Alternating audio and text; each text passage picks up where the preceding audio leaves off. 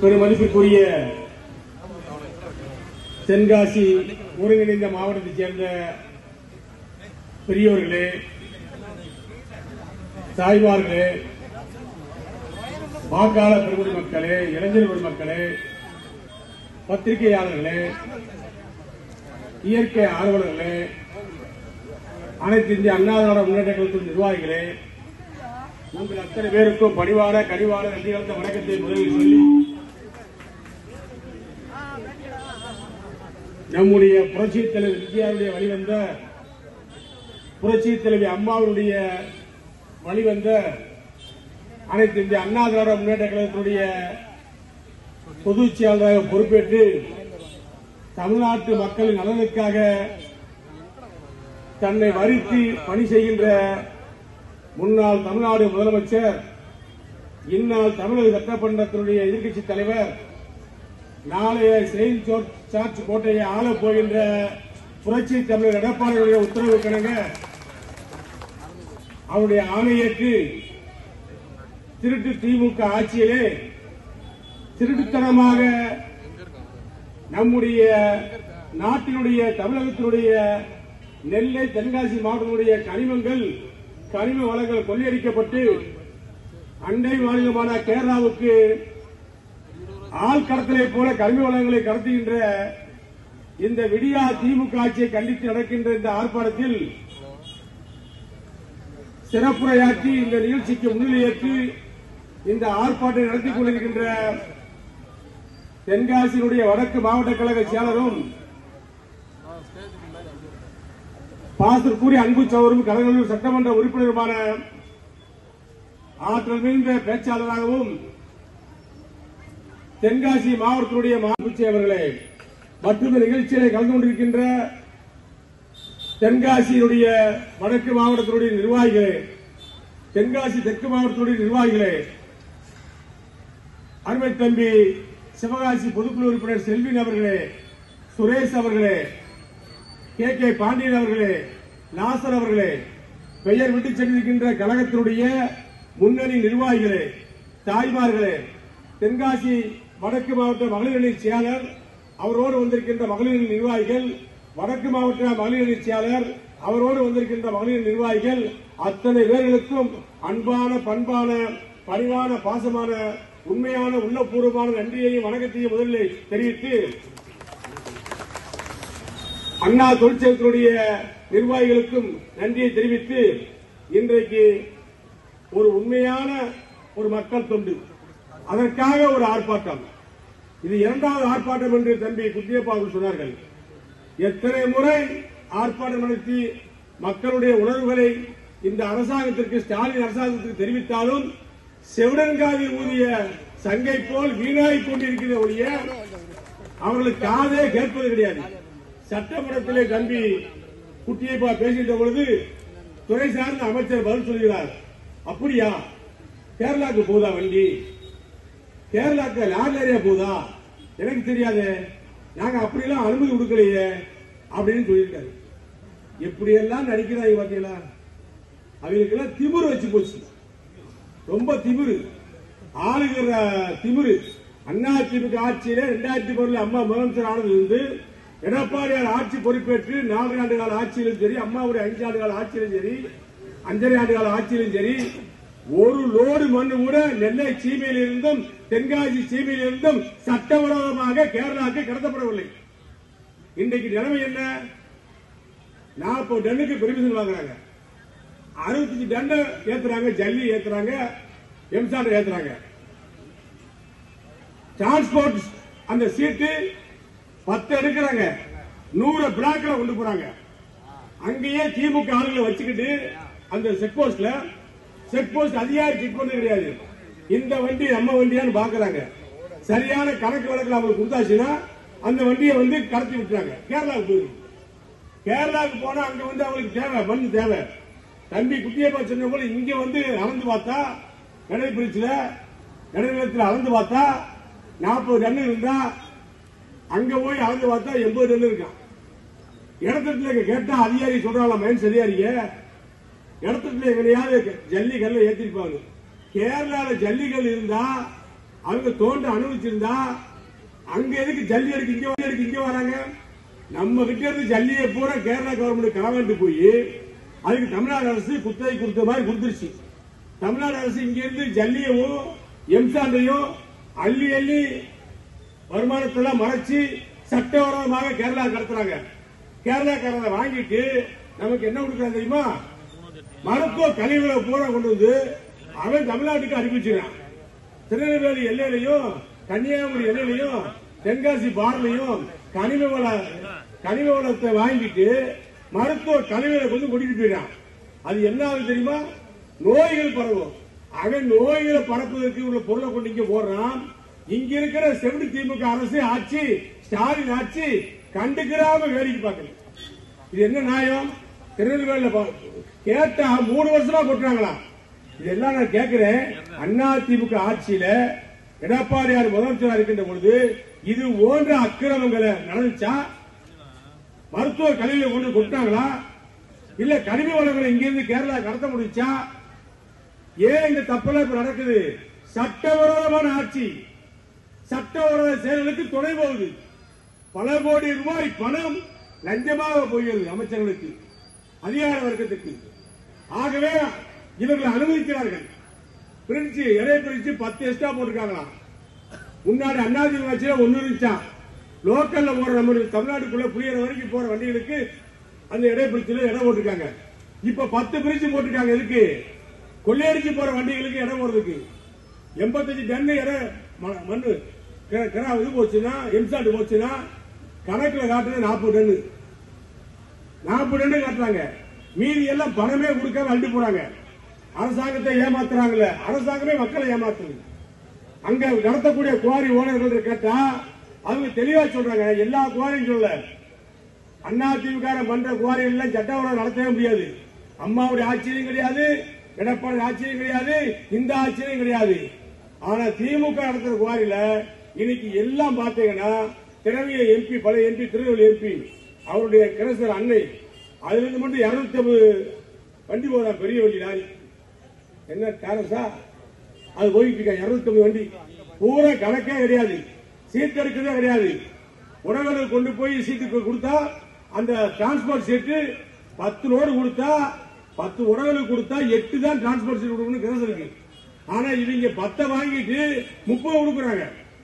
எல்லாமே தில்லுமுள்ளு. மக்களுடைய வரிப்பணம் வீணா போறது ஒரு பக்கம், நம்முடைய கனிம வளங்கள் கொள்ளையடிக்கப்படுகிறது. இது என்ன ஆகுது கேட்ட தம்பி குட்டியப்பா அருமையா சொன்னாரு கிருஷ்ணமுரளி. ஒரு 15 ஆண்டுகளுக்கு முன்னாடி நம்முடைய நீரூற்றுகள் வற்றி போய் கீழே இறங்கிடும். ஆழங்கள் தென்காசி மாவட்டத்தில் பெரிய கூத்தே நடக்குது. செங்கோட்டை வழியவே பாலாக்கிட்டாங்க. எங்க பார்த்தாலும் ரோடு ஊர குண்டு குழிமா 2000 வண்டி போதான். 12 சக்கரம் போட்ட வண்டி 2000 வண்டி போனா என்ன ரோடு? இந்த பக்கம் தான் ஐயப்பன் கோயிலுக்கு சாமி விட போறாங்க. ஐயப்பன் கோயிலுக்கு சாமி விட போனா அந்த கேரளா கவர்மெண்ட் என்ன சொல்றான்? இ பாஸ் போட்டு வர சொல்றான். கொடைக்கானலுக்கு ஊட்டிக்கு போனா நம்ம இ பாஸ் போட வேண்டியிருக்கு. யாரு வாரா, எந்த காரு, பெர்மிட், வரக்கூடிய அவருடைய எண்ணிக்கை, அவருடைய ஆதார் கார்டு நம்பர், இத்தனை மயிலையும் கேட்கிறேன். எங்க ஊருக்குள்ள போறதுக்கு கேரளாக்கு கடத்துறாங்க மண்ணையும் கல்லையும். அதை கேட்க துப்புலையா? கேட்பதே கிடையாது. இன்னைக்கு போற குண்டும் குழியுமா சாலை மட்டும் போகல, மக்கள் உயிருக்கு உத்தரவாதம் கிடையாது. மக்கள் பயந்து கிடக்கிறார்கள். தென்காசி மாவட்டத்தை பொறுத்தப்பட்டு சங்கரவூர் வரைக்கும் ஒருவருக்கு உடம்பு சரியில்லை என்று சொன்னால் அவர் உடனடியாக மதுரைக்கு வருவதை விட திருவனந்தபுரம் தான் பக்கம் ஆஸ்பத்திரி. திருவனந்தபுரத்துக்கு இப்ப போக முடியுமா? இத்தனை பஸ் 1000 லாரியை மறிச்சு விலகி போக முடியுமா? அமெரிக்காவில் டிரைவரா ஓட்டுவேன், துபாயில பாலைவனத்தில் டிரைவரா ஓட்டணும், டிரைவரா வண்டி ஓட்டணும். எத்தனை வண்டி விலகி போக? திருவனந்தபுரம் ஏர்போர்ட்டை பிடிக்கணும்னா இன்னைக்கு கடலில் உள்ள இஸ்லாமிய பெருமக்கள் பூரா வெளிநாடு போகணும்னா திருவனந்தபுரம் ஏர்போர்ட் தான் போறாங்க. இன்னைக்கு அவங்க தவிக்கிறாங்க. ஏர்போர்ட் போறவங்களும் தவிக்கிறாங்க, வேலைக்கு போறவங்க தவிக்கிறாங்க. புலியோர பகுதியில், செங்கோட்டை பகுதியில் வேலைக்கு போக முடியல. நிம்மதியா வேலைக்கு போக முடியல. நம்முடைய தென்காசியினுடைய ஆட்சித்தலைவர் ஒரு உத்தரவு போறாரு, இத்தனை மணிக்குள்ளதான் வண்டி ஓடும்னு. அது இப்ப காத்துல மறந்துருச்சு. 24 மணி நேரமும் வண்டி போயிட்டே இருக்கு, லாரி போயிட்டே இருக்கு. அப்ப என்னதான் செய்ய போறீங்க? தென்காசி மாவட்டத்தையும் திருநெல்வேலி மாவட்டத்தையும் தென்காசி மைன்ஸ்ல கேட்டா நாங்க சரியா நடக்கிறோம், திருநெல்வேலி மைன்ஸ்ல தப்பு பண்ணுதுங்க. திருநெல்வேலி மைன்ஸ்ல கேட்டா தென்காசி மைன்ஸ் தான் தப்பு பண்ணுது. மொத்தத்திலே எல்லா பேரும் கவனிப்பா இருக்கான், எல்லா பேரும் கவனிப்பேன். கேட்டா மேல இருந்து சொல்லிட்டாங்க. மேல இருந்து எவனா சொன்னா? எவன் சொன்னா? நீ சொல்லு, இல்லாட்ட வேலையை போட்டு இதே இடத்துல ஆளவன் தெரியல, இந்த மரத்துக்கு ஒரு சொல்லு.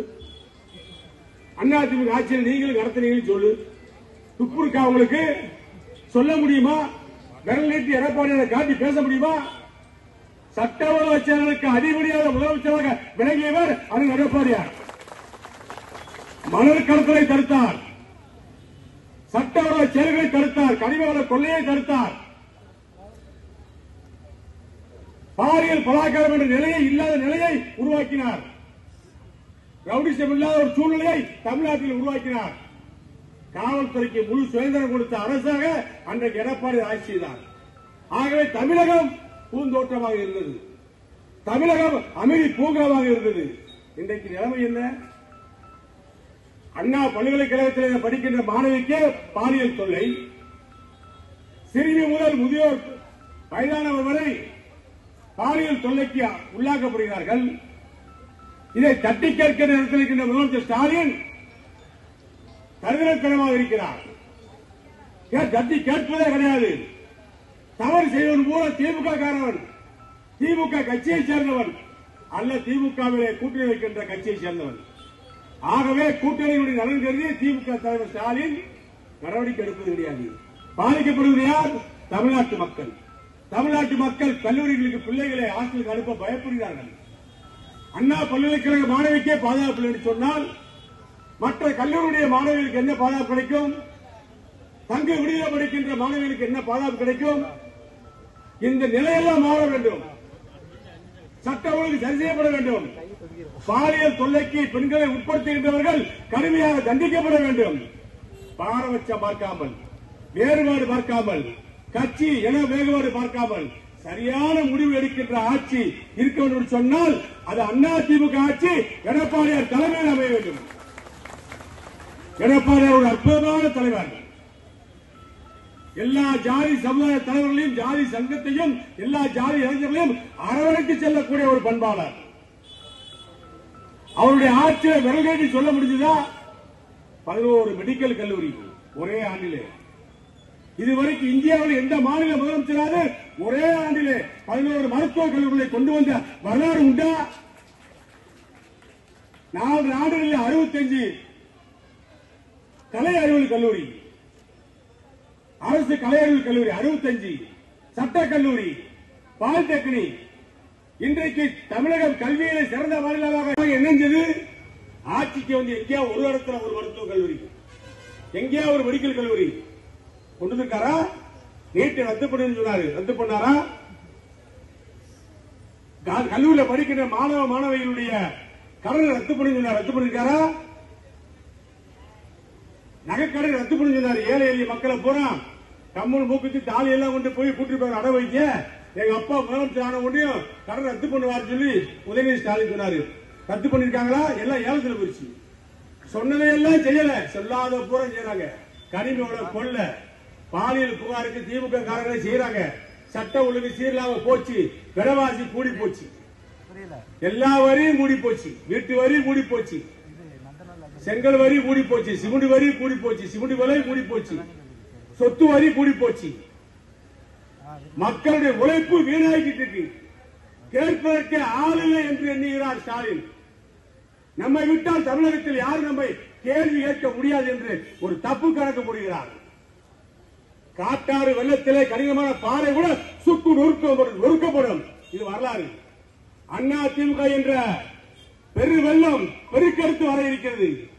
வருகின்ற தேர்தல் களத்திலே திமுக வந்த வழி தெரியாமல், இருந்த சோடு தெரியாமல் தமிழ்நாட்டை விட்டு வெளியேற போகிறது. மக்களால் வெளியேற்றப்பட இருக்கிறார்கள். எங்கு பார்த்தாலும் தப்பு, எதிலும் ஊழல், எங்கும் ஊழல். எடப்பாடியார் கேட்கிறார்.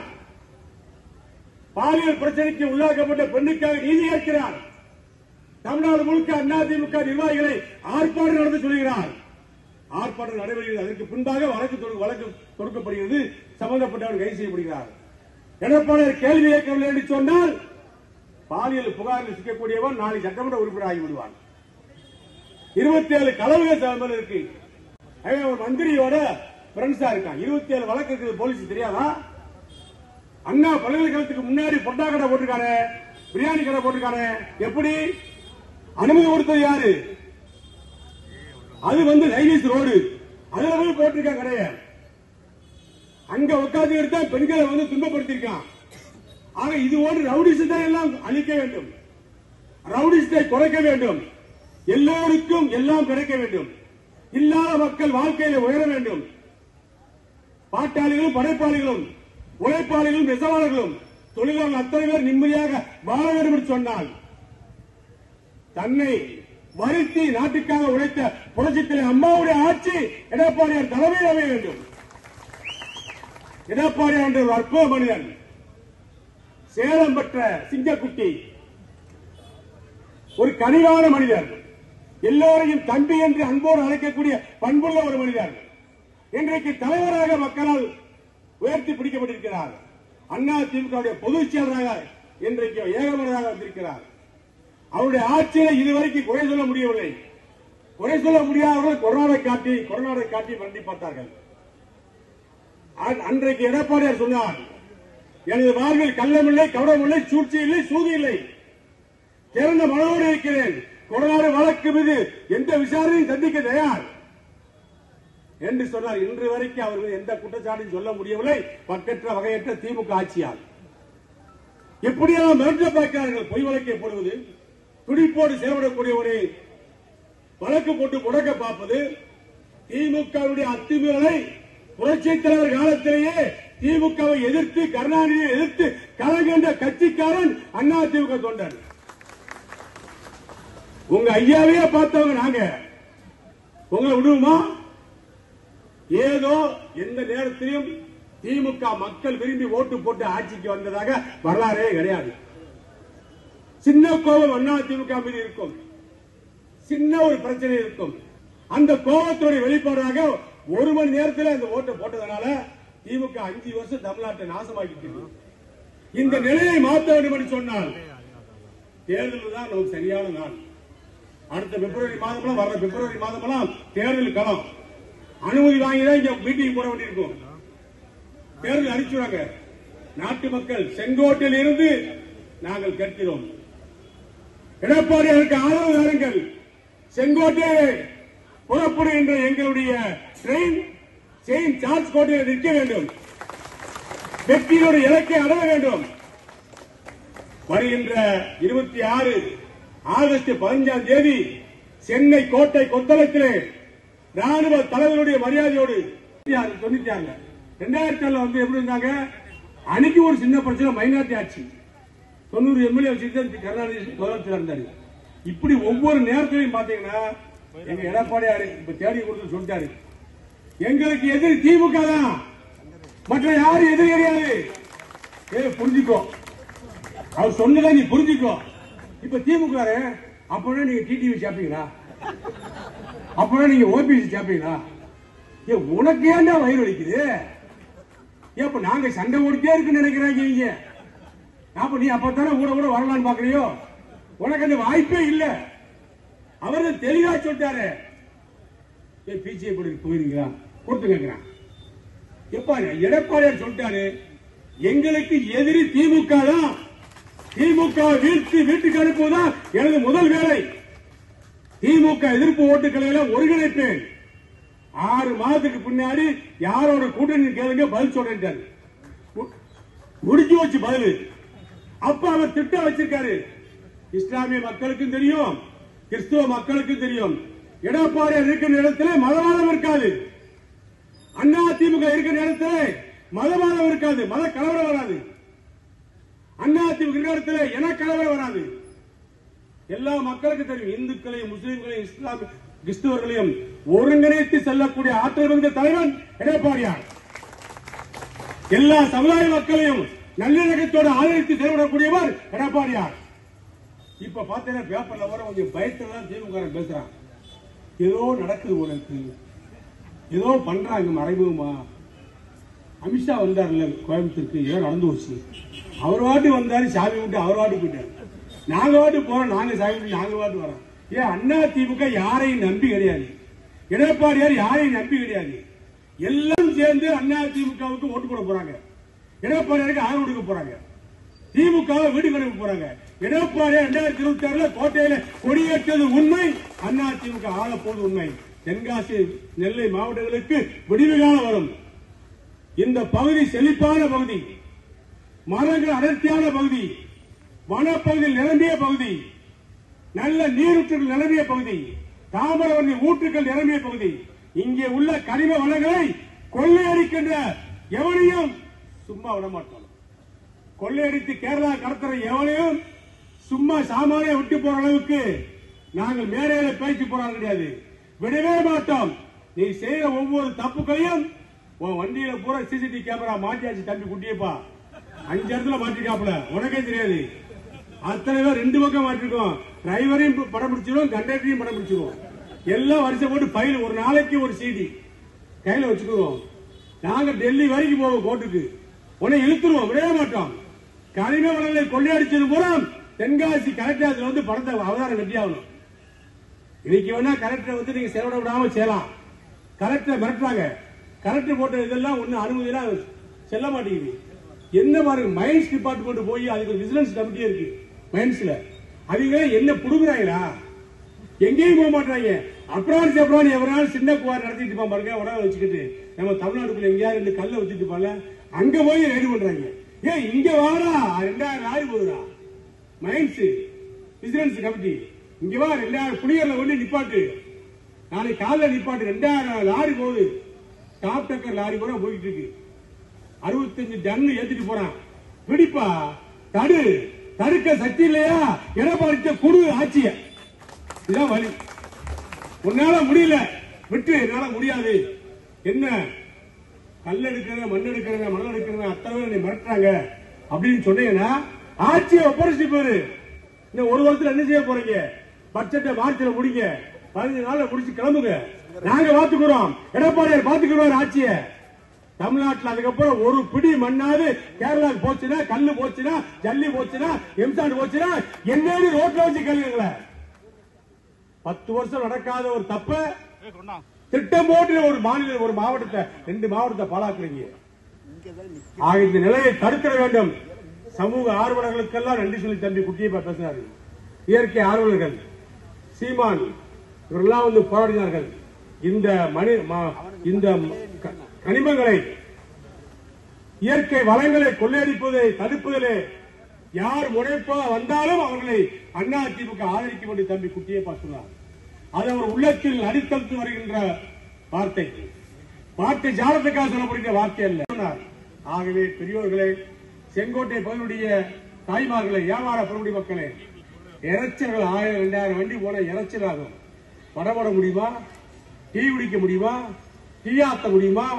இட்லி சொல்ல முடியுமா? மண்ணும் புழுதியுமா இந்த பகுதியை மாத்திர திமுக ஆட்சியுடைய செயலை அதிமுக வன்மையாக கண்டிக்கிறது.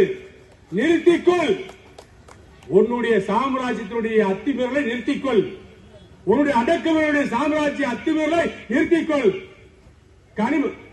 கனிமவள கொள்ளையை கேரளாவுக்கு கடத்துகின்ற செயலை நிறுத்திக்கொள், இல்ல தடுத்து நிறுத்தும் என்று சொல்லி வாய்ப்புக்கு நன்றி கூறி விடைபெறுகின்றேன். நன்றி, வணக்கம்.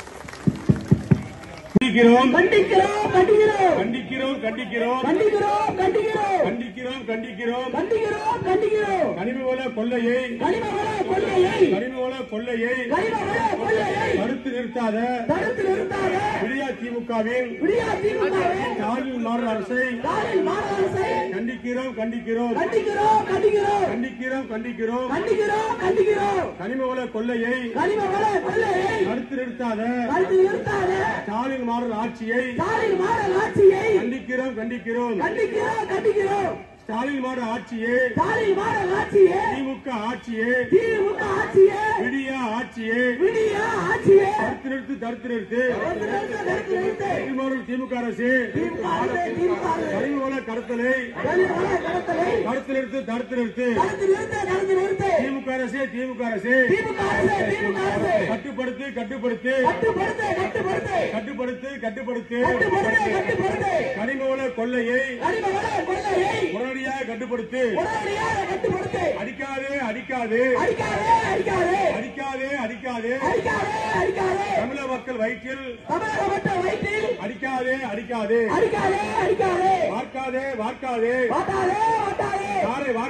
வார்க்காதே கனிமத்தை தமிழ்நாட்டின் கனிம வளத்தை கேரளாவுக்கு தாரை வார்க்காதே.